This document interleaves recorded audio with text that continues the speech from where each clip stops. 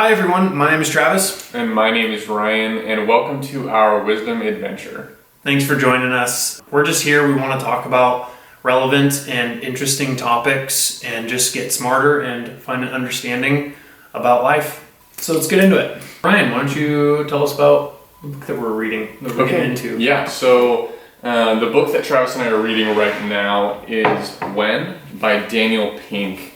And we'll include some of the details below so you guys can figure out where to best find it. But he is a bestseller, and we haven't, at least I haven't read any of his other books. Have you? No. Okay, but after reading it so far, I haven't finished it through a couple chapters and really enjoying it so far. But The Science of When, and it's the scientific secrets of perfect timing. And I'll start off by describing some of the main premise is the idea that the timing of your decisions or the time of day affects the quality of your decisions. And there's different examples, stories, and scientific data that does suggest that making decisions morning, noon, or afternoon into the evening does make a difference on the outcome. So it was a very extreme claim that I first read in the beginning, and I definitely was excited to challenge his claim. But so far, some of the data you cannot disregard. It is what it is. So Super interesting. So he breaks it down to where everyone's experiencing similar fluctuations in their mood, in their energy levels. Essentially, their pattern is pretty consistent through the day, and most of us are exhibiting that same pattern. It just is shifted at different points in the day. So he breaks it down to there's a peak, a trough, and then a recovery. So it's in the morning, it's climbing through the day, you're gaining energy, you're waking up, and then in the middle of the day, then you start to slide. You kind of start to see your energy, your motivation, these levels dropping. Mm-hmm. And then you can see later on in the day, you kind of pull out of that, you start climbing again, and you're in a recovery phase. Yeah. So, which is cool because it makes sense. You're like thinking, hey, is it really just the lunchtime? People always talk about that's when you get tired or don't quite feel as motivated, but it gives you more of like the research and the data to reinforce that it's okay, you're feeling the way you are, and there's ways to prevent it. Yeah. And we'll get into that more later, talking about the positive outcomes of having breaks, and actually specifically having more often short breaks, and not just for the working adult, but all the way into children in the school system. Mm-hmm. So Trav, why don't you go into a little bit explaining what Daniel Pink talks about, as in what are the different types of people, and specifically what the term uses is the chronotypes. Yeah. So how we're naturally born, the different types, what they are, and then we can talk about what we are. Yeah. Yeah. And that's not just it's a important phrase category called chronotype, and that's essentially kind of your sleep schedule, your sleep cycle. And he breaks it down into 3 different sections that you can group yourself in depending on when you would wake up. And 3 groups that he has is called a lark, a third bird, or an owl. And that's essentially just to describe kind of when your midpoint of sleep is. So in the way that you're supposed to find it is you take the midpoint of when you're when you're sleeping, and then that will tell you kind of when these patterns will emerge through your day. So if you're before 2:30, you're a lark. If you're after 5:30, you're an owl. And then in the middle of that is what's called the third bird. And so the studies show that most people are actually in the third bird. Mm-hmm. And I think that's why what makes this science much more easy to see is because most people are exhibiting these similar patterns through the day, and that it's going to just be shifted for other people. So basically the lark was people who wake up before 7, or no, what was the midpoint, I guess? The midpoint is 2:30. Okay, but it's generally on the going to sleep. For me, it made more sense when it was like, okay, to calculate the midpoint, those people are going to sleep between 10 and 11 and waking up between 4 and 7, basically. And then, but the people who go to bed around 11, wake up at 7, to like 9, I mean, there's just a bigger window where the third birds. So it's kind of the typical American lifestyle when it comes to our working lives. Yeah. You go to bed around anywhere between 10 and midnight, and you wake up between 6 and 9 o'clock. Yeah. Both including your non-working days and your working days. Yeah. So it's just kind of typical. And then the owls were, I guess, the outliers. Yeah, of the late risers. People that go to bed late and wake up as late as they can. So, but they say that can be difficult to find, because our work is distinguishing when typically we're waking up. And so he says on a free day, what is your just natural tendency? And I would say like probably the purest form of it would be when are you just naturally sleepy? Not like not you're watching movies all night and forcing yourself to stay up. When are you naturally wanting to fall asleep? And when are you just naturally waking up? And that's going to be much more revealing of your actual sleep cycle and your chronotype. Yeah. So, and going off of that again, I like the idea and where it's coming from, and you have to.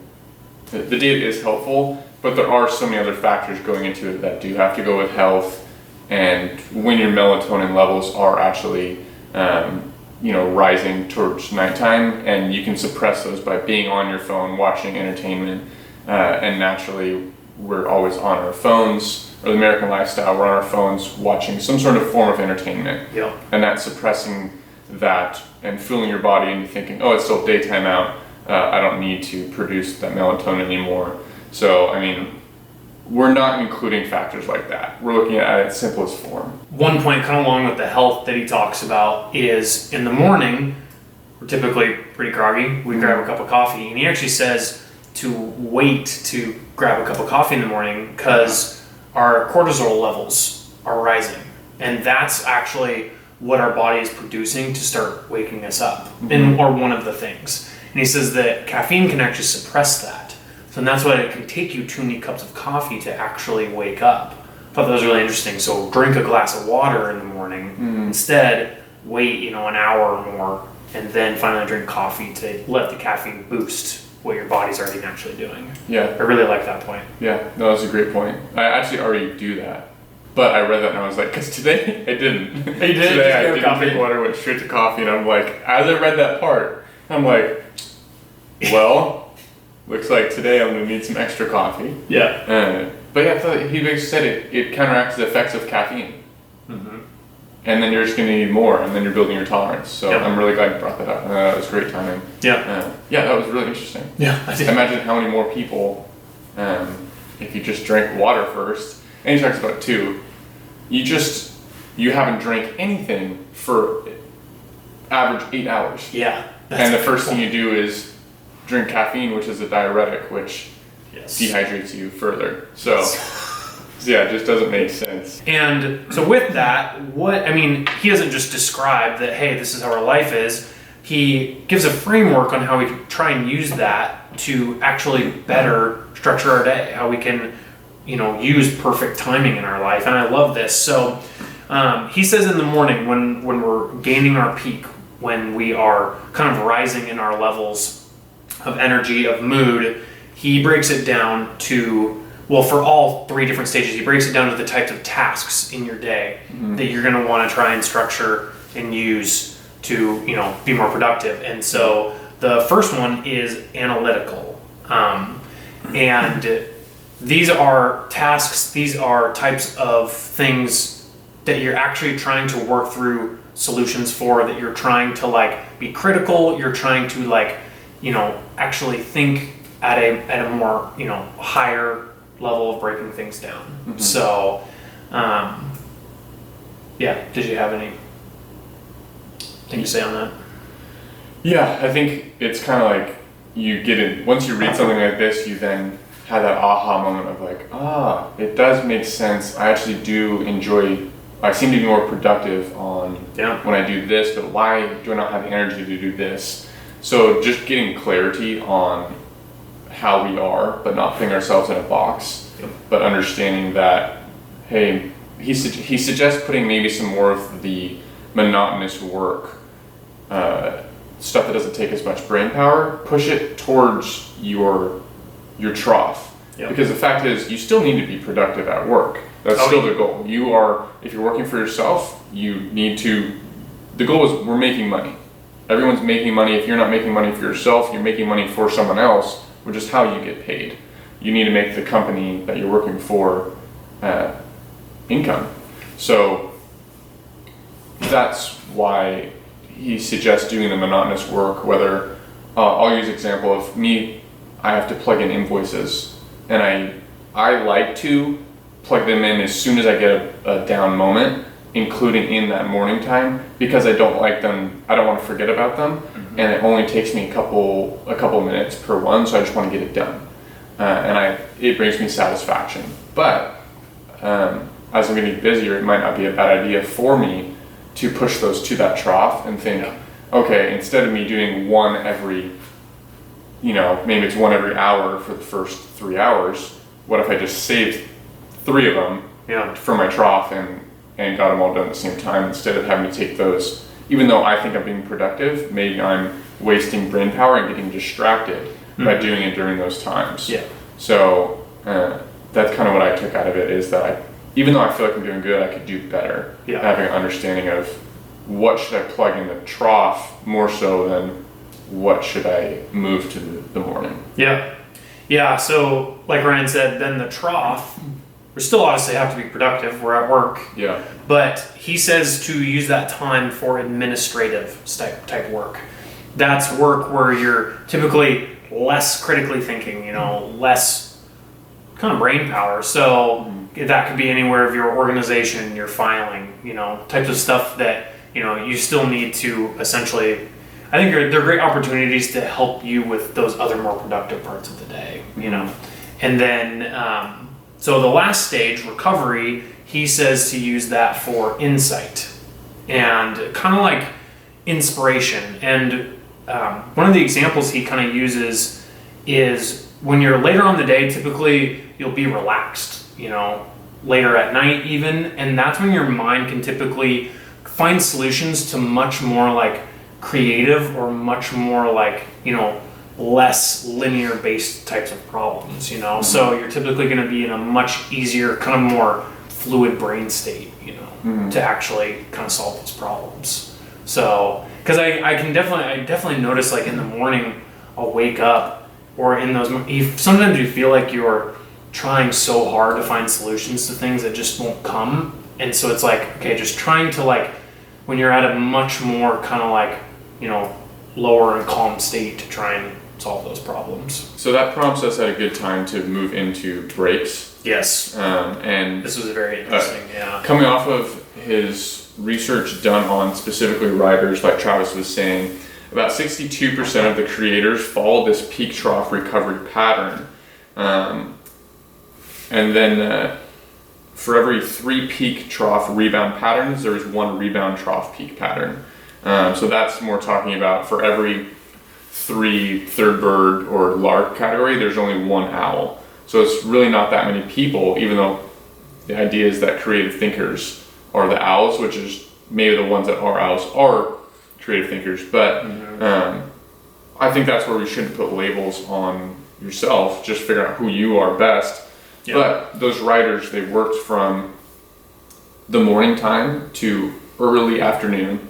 It was like, so it's like someone was like from 7 to 10 a.m. And then take a couple hour break and then start again at 1 or start at 4 and then work until 6 or 7 and then stop.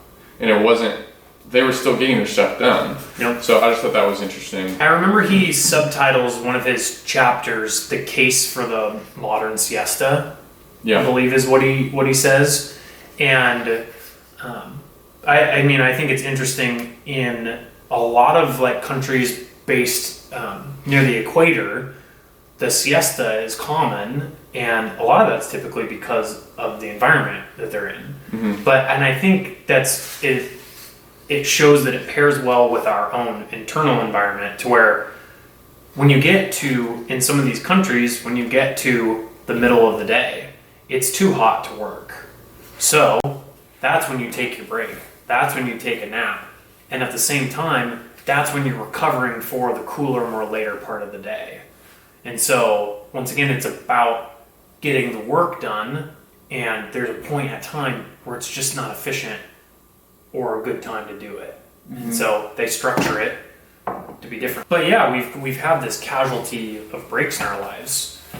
So again, work needs us to be efficient, it needs to be there, and they need to be able to track us. And the break just isn't, that's just not efficient to work into your day. Yeah. And not just, also talking about breaks, I do like the idea, I try to incorporate like a 5-minute break every hour and a half. It's just not doable as much as it once was. Yeah. But if we know, it takes the effort outside of work to figure out why. So we're talking about when today, but I do want to talk about the why of why I think it is important. And because if you could just have a mental reset or step back for just a moment for like 5 minutes, I have just enough time and doing an exercise during this time. So trying to just create some more blood flow and just relax for a moment will make you more efficient and more effective when you do go back to work. So also you have to think about this, if you have people working for you or underneath you, whether you're a managing position or an entrepreneur with employees, know that maybe giving people some more leeway and slack more often could be more beneficial for the results in general. And that's where there needs to be, being an owner or entrepreneur, you need to understand the difference between it. Do you want results, or do you just want people to do what you say at a certain time? And that's where we both have the mindset of it's all about results. And that's truly what everyone cares about and what they should care about. But you don't get lost in the idea of a title and thinking that you just want to be able to tell someone what to do. Because that's not leadership. And we'll get into some leadership books later, but just want to forewarn you of that. We don't want to fall into that trap. But I want to talk about a couple studies, and let's transition into the lack of breaks, but also maybe a little bit more details on the dangers of making decisions in the afternoon, to go to Daniel Pink's original claim of making decisions in the afternoon is dangerous.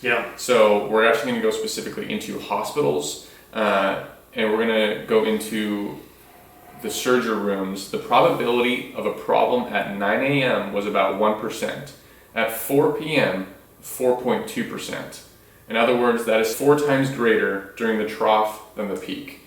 Which, thinking from 1% to 4.2, you think, okay, it's only 4.2%.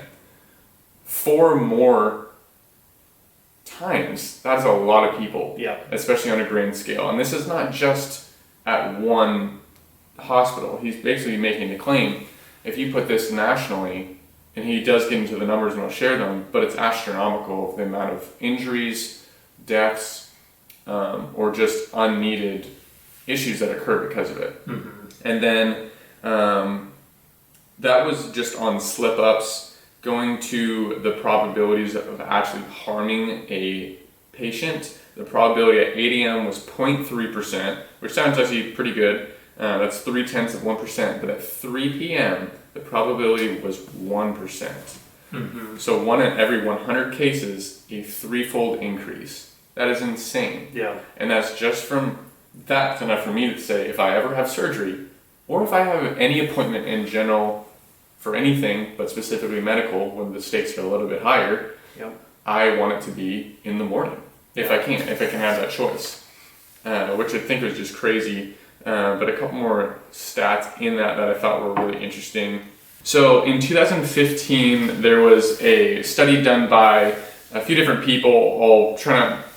I'll try to pronounce their names correctly. Last names are Dye, Milkman, Hoffman, and Stats. They led a massive study of hand washing at nearly 3 dozen U.S. hospitals using data from a sanitizer dispensers equipped with radio frequency identification, which communicated with the chips on employee badges, so they could monitor the amount of hands how many times they used the washing stations on the sanitation stations. And it was a study on over 4,000 caregivers, 2/3 of whom were nurses, who had over the course of the research had nearly 14 million hand hygiene opportunities. That was in quotes. The crazy thing about this, so the people, it's basically, again, this is reinforcing the idea, in the morning time, more hands were washed in the evening time. So specifically the stats, the decline from the relative diligence of the mornings to the relative neglect of the afternoon was as great as 38%. That is, for every 10 times they washed their hands in the morning, they did so only 6 times in the afternoon. So going into bigger stats of putting on a grander scale of how big of a deal this really is, the consequences are grave. Pink writes, the decrease in hand hygiene compliance that were detected during a typical work shift would contribute to approximately 7,500 unnecessary infections per year at an annual cost of approximately $150 million across the 34 hospitals included in this study. That's what the authors wrote in it. Now spread this annually hospital admissions in the United States, that attributes to 600,000 unnecessary infections worth $12.5 billion in added costs, and up to 35,000 unnecessary deaths because you didn't wash only your hands. 6 to 10 people wash their hands in the afternoon opposed to morning. Yeah. Yes, that's a huge claim, but is it worth taking the risk of saying, wash your hands? Yeah. Well, and In the hospital. yeah, where it is so overtly like their job is to wash their hands, like every time they're in and out of a room, washing. And it's amazing that even something that's supposed to be so ingrained into their work life is that it can still, for even them, still be so by 40%, almost 40% drastically reduced. Yeah, it's insane. And it just, these become much more revealing of we're habitual. We have a lot of tendencies and we're following the path of our energy, our mental capacity levels much more than we realize. We're just not conscious of these things. And this is very revealing that we aren't, and that there's some great things that we can do to help with that. And that's where he continues with more studies, and we had talked about when judges are issuing cases. Yes. Typically, their moods are better after breaks, even in the mornings too. And the leniency of those cases is higher. They're much more willing. And once again, you would think it would just be statistically, but they're taking across a wide range of judges, and they're all exhibiting these same patterns. And it's a little, almost like frightening. That's a little, that we think, and we put a lot of faith that people can be unbiased and just look at the facts. And I don't think that's what humans were fully meant to be and meant to do, is to just look at the facts. We are humans, but to be responsible with those things and how there's so many other influencing factors on how you're making decisions and how you're doing things. That's what's so cool about, what I do like about this book is we look at the what and the why so often, and that's where Pink brings up the fact of, why haven't we looked a lot at the when? It's great. Is it because enough people have written it off as this is not important? So he brings to light an issue that, this is, the results are there, that if we make a small shift in both our understanding and our actions of what our schedules look like, we can make the world a better place by just changing the when. And it won't impact a lot of people negatively as much as they think. There might be small inconveniences to our habits. There might be, for a while, some problems with maybe the amount of revenue a business creates getting through these speed bumps, and some inconvenience for the processes and systems that have been created. But it's worth acknowledging that let's take a look at it at least. Oh yeah, I love that. Like let's actually take the time to to actually try and look for solutions that, yeah, that does not fit well in the normal framework of thought, but it's very powerful thought. Yeah. And that, I think that's what this book has done a great job at pushing forward. So the power of breaks, the power of when, I think this has a very profound effect on education. And Daniel Pink goes into this. So Ryan, what are kind of some of the things that he goes into looking at school? Basically just talking about time of day, and this is on education scale from early childhood all the way through college. So it's not just one or the other. Talking about specifically, he mentions children who took math tests in the morning performed at higher test scores than the kids in the afternoon. And then that attributes all the way up to collegiate, is people on the GMAT had higher test scores in the morning than they did in the afternoons. Yep. But we have also talked about breaks today. They said a break almost counteracts the trough. Yes. So after a break, kids were scoring higher on their test scores, so they did see a difference if they had recess or if they didn't. And I know in some places they're trying to either lower the recess times, but we're saying you don't need to necessarily extend the amount of time the recess is, but if you had more frequent of them, in fact, they state even having a break every hour to hour and a half makes a huge difference. And talking about if the kids had a break every hour, even for just a handful of minutes, that would make their actual learning ability more efficient. And they're saying if they had a break every hour, they could get 3 weeks of school learning done in that week than if they go on, either take out recess or just have the one a day. And they said basically they're going to be in school for weeks and not learning anything because they just can't absorb it that much. Yeah. And we're not much different. Exactly. So how do we incorporate breaks? I'm not sure we have a solution on how to do that. Yeah. But again, we're just analyzing the data and realizing this is important. Yeah. And like I've talked to you, when we have kids and they get to this point where we make the decisions of when they're going to take math class, I want it to be in the morning. And this doesn't mean that the whole school day is a waste of time, because they do suggest that, just like earlier we had mentioned with the peak, trough, and recovery, in the midday was in administrative work Travis suggested, well, getting that midday to afternoon, they do suggest that when your creativity is higher, that is a great time for kids to do art and also writing, because they have the ability to have a little bit more free thinking, and combine that with a break, and I think it could be a real force in helping our learning systems. Yeah. So just a simple tweak of a when, and combine that with the what and the why, and I think we could definitely make an impact on our education system. Yeah, it's because it just is revealing and then frustrating to see that everyone's solution is just quantity. They just think more is better, and we've got to start looking at quality. Like, we've got to start looking at,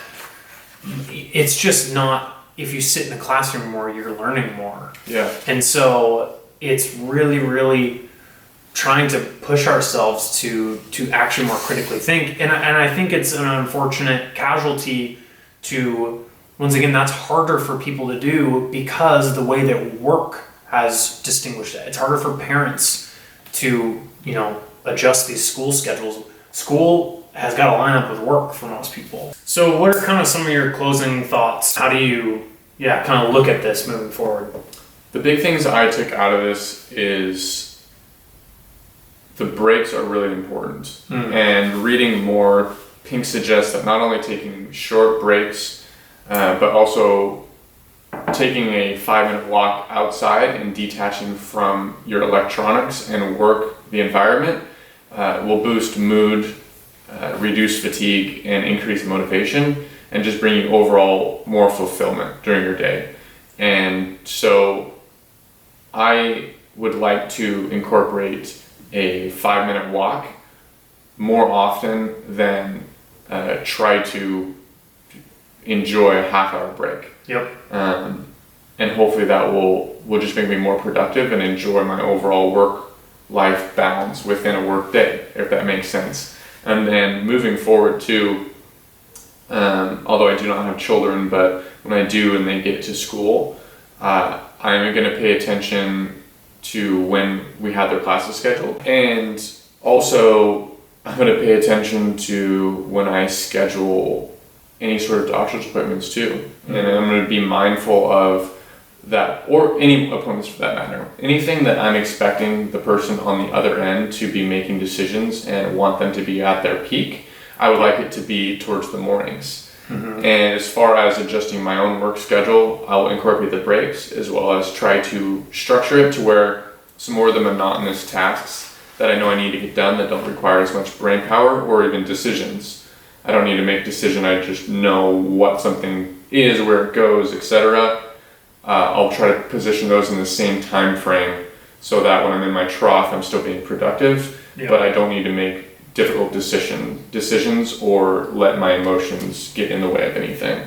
And then from there, what about you? So I'd say some of my just kind of closing thoughts is recognizing that there's so many other forces at play into kind of our life and how that's structured. And I would definitely say to re-engaging with my workday and reevaluating not just what I'm doing, but when. Mm-hmm. And I have the ability to do that, to structure that, and to use that to the benefit of other people, to allowing them and helping them create a better day and enhancing their life. Yeah. Because it's not just about getting something out of them, trying to use it to better them. Yeah.